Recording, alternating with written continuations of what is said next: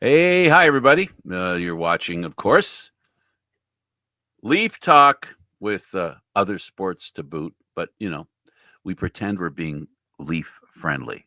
So that's what the pictures behind me kind of say. I'm Candid Frank. He's Aaron William Freeland. Aaron, how's your good day going so far? Day's been going all right. Managed to survive the work day, and now I'm at home. Going to do the show, grab a little dinner, and then go play hockey later tonight. There you go. Now you're talking. Okay, now. Oh, bugger's got it's running away on me. The screen's running away on me. Anyway, okay, so let's talk about Pinto and the Senators and the lucky goal and the Leafs lose and goaltending was okay. It wasn't the goaltending; it was their inability to score. This seems to be an ongoing issue. Putting the puck in the back of the net at times seems like a Herculean task. Now, technically speaking, the Ottawa Senators were at home, Yes, but the way that the arena sounded, and with some of the crowd pops, I could have sworn they were at Scotiabank.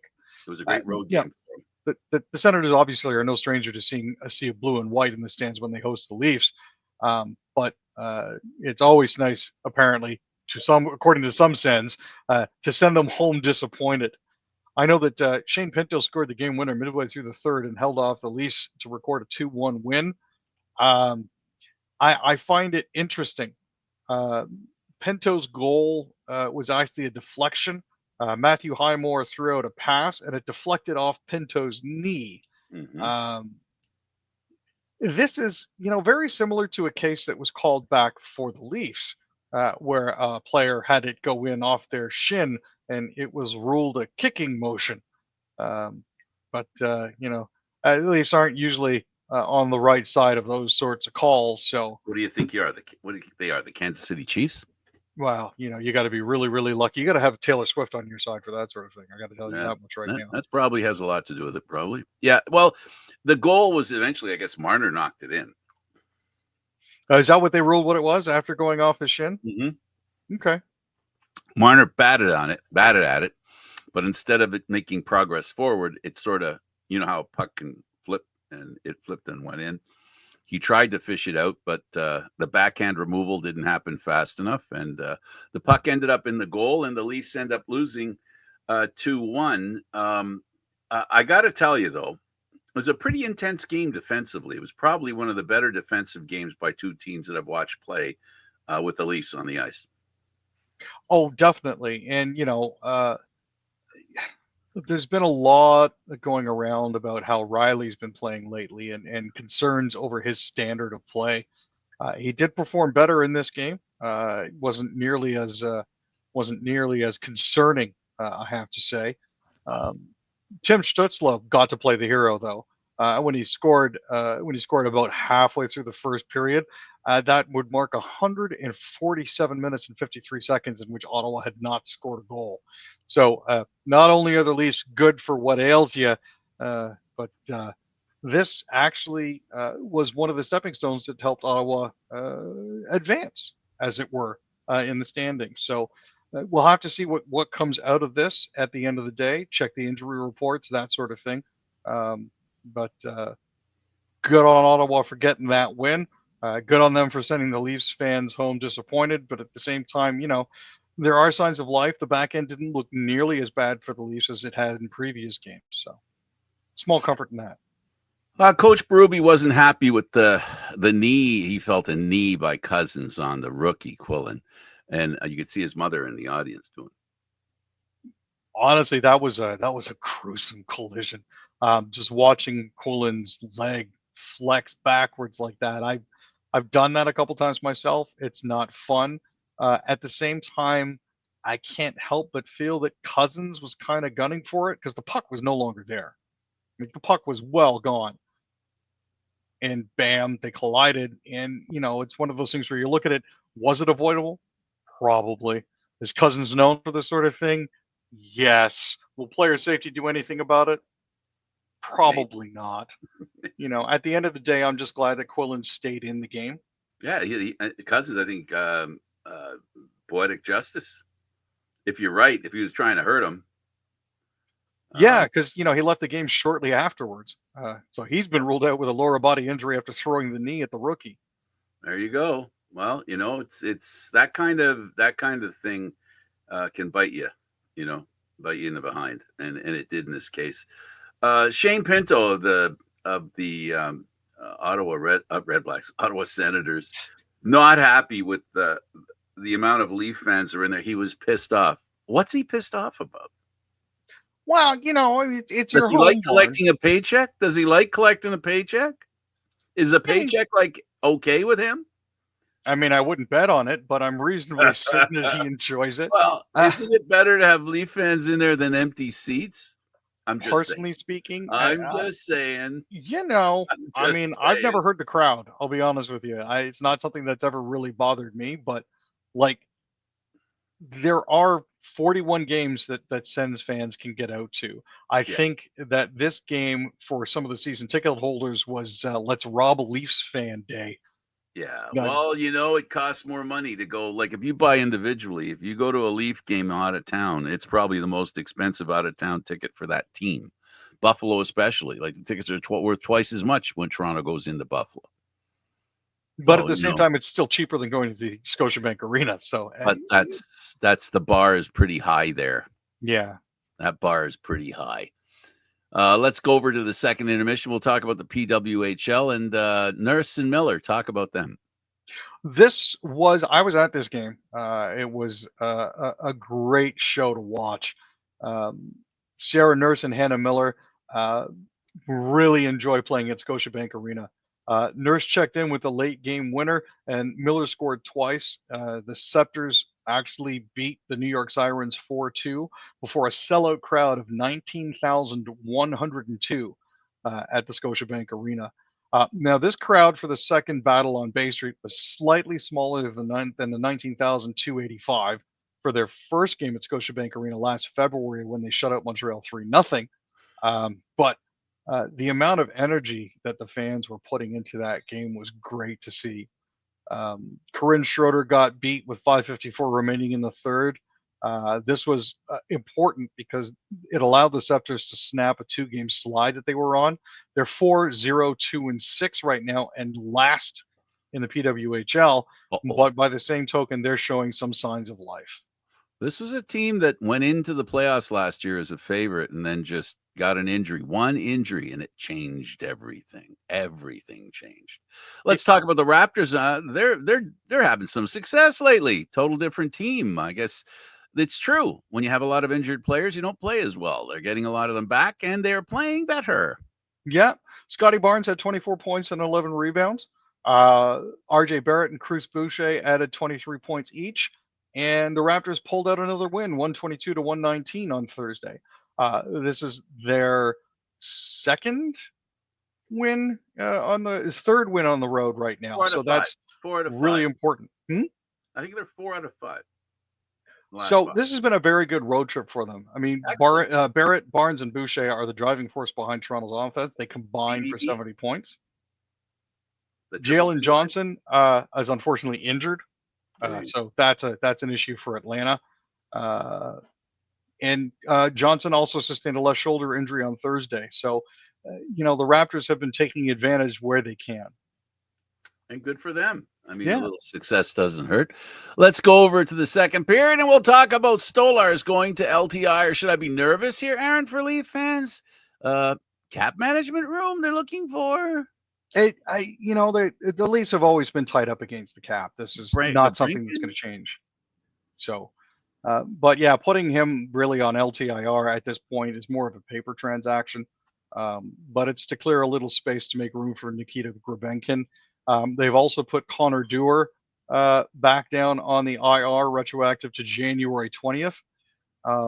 Now, the Leafs actually didn't have enough money available under the salary cap to just put Dewar on IR and replace him. So moving Stolar's $2.5 million cap hit allows them to bring up Grabenkin. They currently have $2.03 million cap space remaining. Currently on LTIR is Yarncroke, Hakanpää, and Stolarz. On the injured reserve are Pacioretty, Dewar, and Tavares. So, as usual, the Leafs are tied up against it, but they're trying to find ways to make it work. Trade Marner or Matthews, problem will go away for a little while. No, at least until you got to bring him back in the next year. Maybe winning too, but there are a few things you can't control. All right, so yeah, and Dewar is a guy that they can miss. I believe that he's a Yeah. guy that you know, in my opinion, is a pretty good player, and they're better with him than they are without him. They have a lot of players that are out right now, a lot of injuries, and those injuries are causing some problems. We'll see how it works out, but it's a little difficult at this time for sure, to say the least. Oh, most definitely. And it's juggling all of this cap stuff that is making things difficult for them, which is why you're going to see a lot of paper transactions and a lot of players going up and down and a lot of retroactive LTIR. So, at the end of the day, it'll eventually level itself out, but it looks like shenanigans for the time being. My goodness. Let's go over the Canadian Football League, and this is a big one. Drew Letarski released by the Winnipeg Blue Bombers. Yeah, it's always a difficult decision, said Kyle Walters. Drews has been a solid contributor for the team, was popular in the locker room, and was instrumental in two Grey Cup championships. The issue that we're running into, unfortunately, was injuries. They limited him to just 10 games in 2024, in which he had 33 catches for 403 yards and one TD. Um, it's difficult because he's a guy over his 7 seasons with the team who's pulled in 227 receptions for 2,954 yards and 18 touchdowns. He's a large component of their offense. He But, sure is. certain decisions have to be made if he's not available or if he continues to be injured. Unfortunately, they have to make decisions like that. Ticats signed 4 of their draft selections from this year, including a running back. Yeah, they've signed Matthew Peterson, who was picked 36th, defensive back Jonathan Giustini, who was picked 52nd, offensive lineman John Cordes, who was picked 61st, and linebacker Mitchell Townsend, who was picked 70th. Uh, Matthew Peterson actually returned to the University of Alberta for a fifth season where he played in 6 games, registering 105 carries for 784 yards and one touchdown, while also adding 6 receptions for 45 yards. Um, this is a good ad for them at running back, most assuredly. They Hamilton seemed to have issues scoring points, so getting him into the lineup can potentially help them this season. Curtis went back to the University of Saskatchewan for the 2024 season, where he played in 11 games. Um, it's it's interesting to see where he's going to slot in. Giustini also spent last season at the University of Alberta, where he played in 8 games and registered 43 tackles.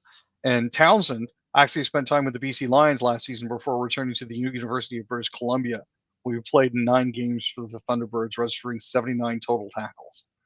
The other feline team in the Canadian Football League also brought in a running back.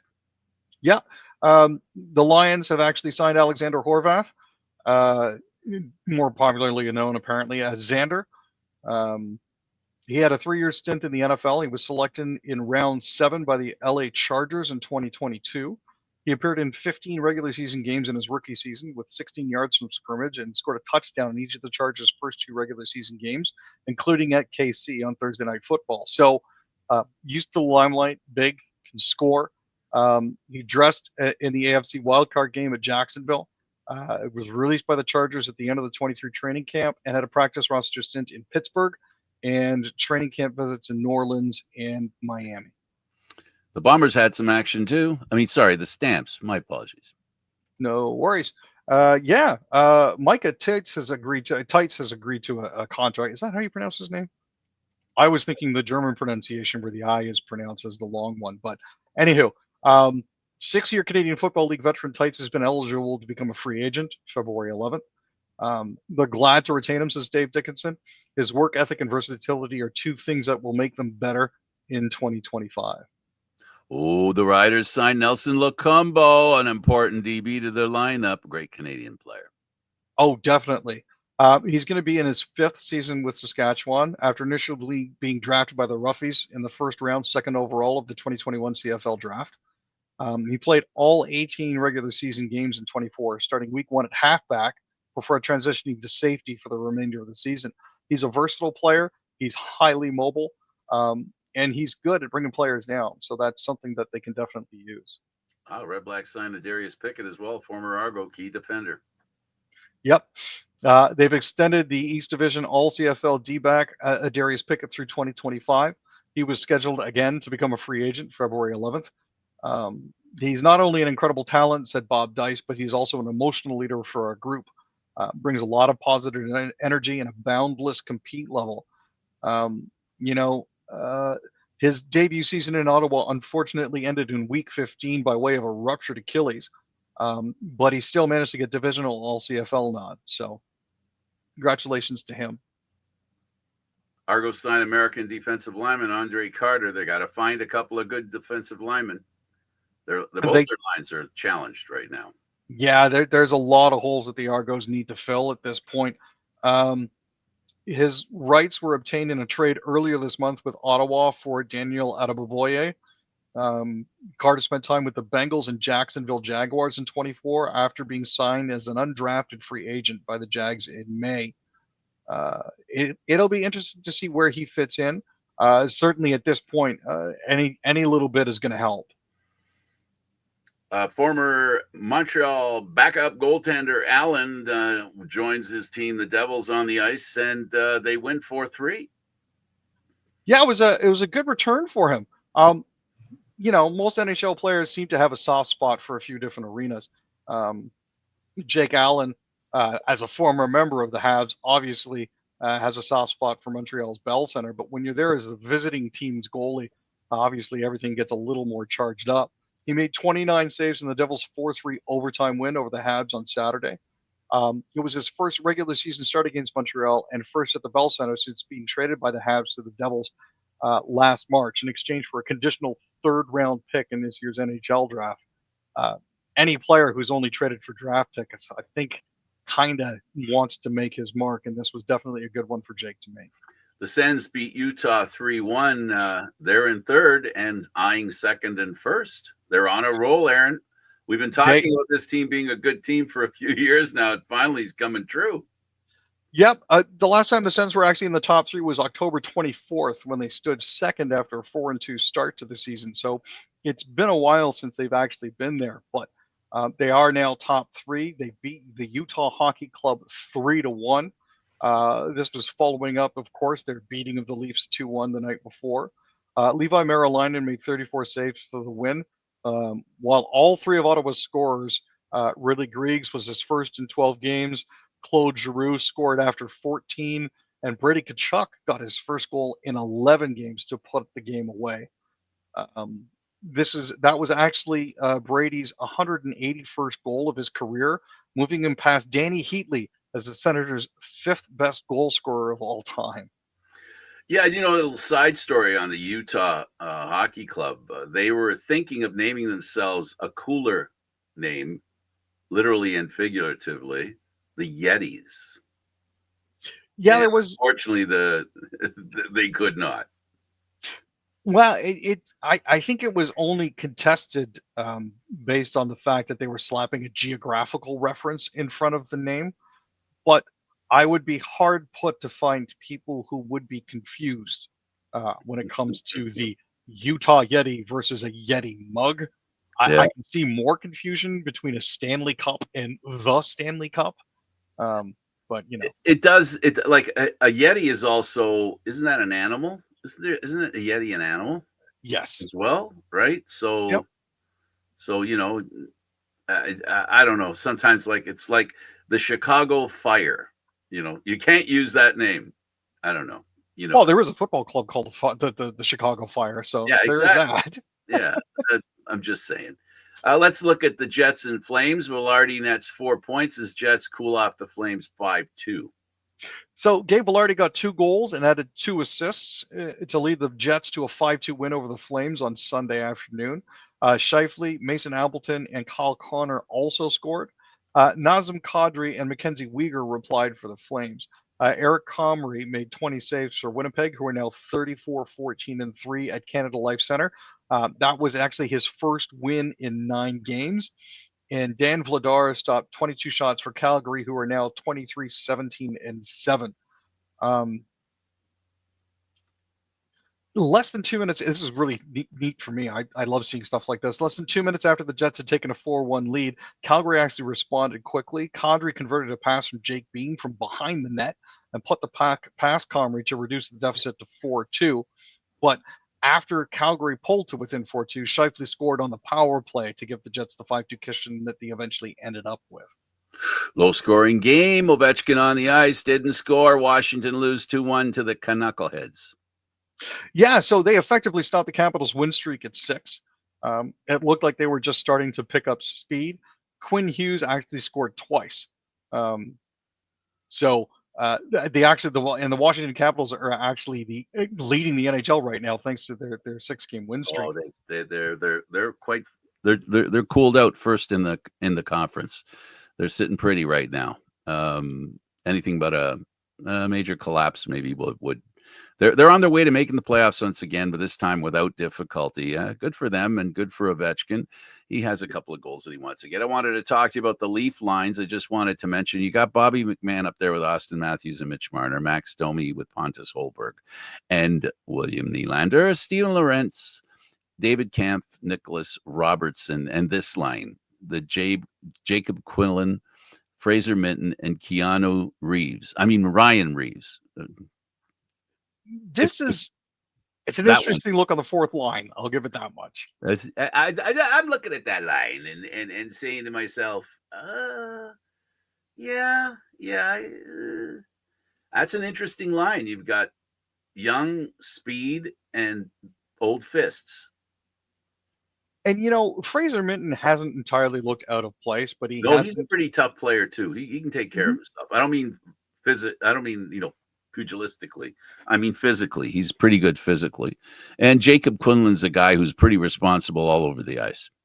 For sure. And we saw that in his debut. He wasn't a talking point. He didn't become, a meme for getting turnstile or anything like that. He was very quiet and solid, and which I think was exactly what you need to be in your Leafs debut, especially after taking a knee like that. Yeah, and in your first game, you went for the skate around by yourself. And that almost was like, and that was very early. Like, I don't think he was on the ice more than 2 minutes. No. Before that happened. So, yeah, go ahead. Because Berube did kind of limit his minutes after that, but I think it was more in keeping an eye on the knee just to make sure that it wasn't, overly affected. But he played a solid game. So I have no qualms about having him on the fourth line at all.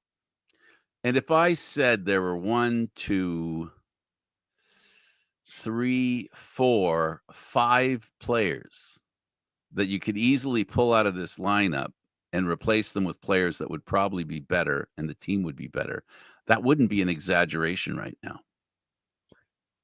No, you know what? At this point, there are a few players you could probably swap out, and it wouldn't make that much of a difference. The question is then who's on two ways with the Marlies that you would want to bring up, or it's not about the Marlies, or who would you be looking to trade for? Yeah, no.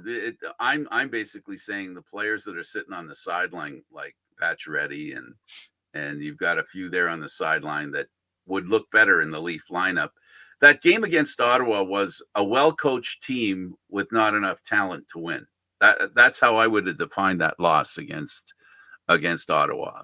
They're a team that, and you said it earlier, they do it too often where they get the margin of play, but it isn't reflected on net and the goals scored. But we talked about this earlier this year, that the Leaf goaltending has done to other teams what they have done to themselves over the years. So, that 2-1 loss is a 2-1 loss. The previous loss I think was even worse. That one was not a very good loss. They looked very out of place. They didn't look good at all. I think it's at the point now where Matthews and Marner have to do something. It's been too long since they've, poked up and done something to take the game, into their hands. And we know they're more than capable of doing that.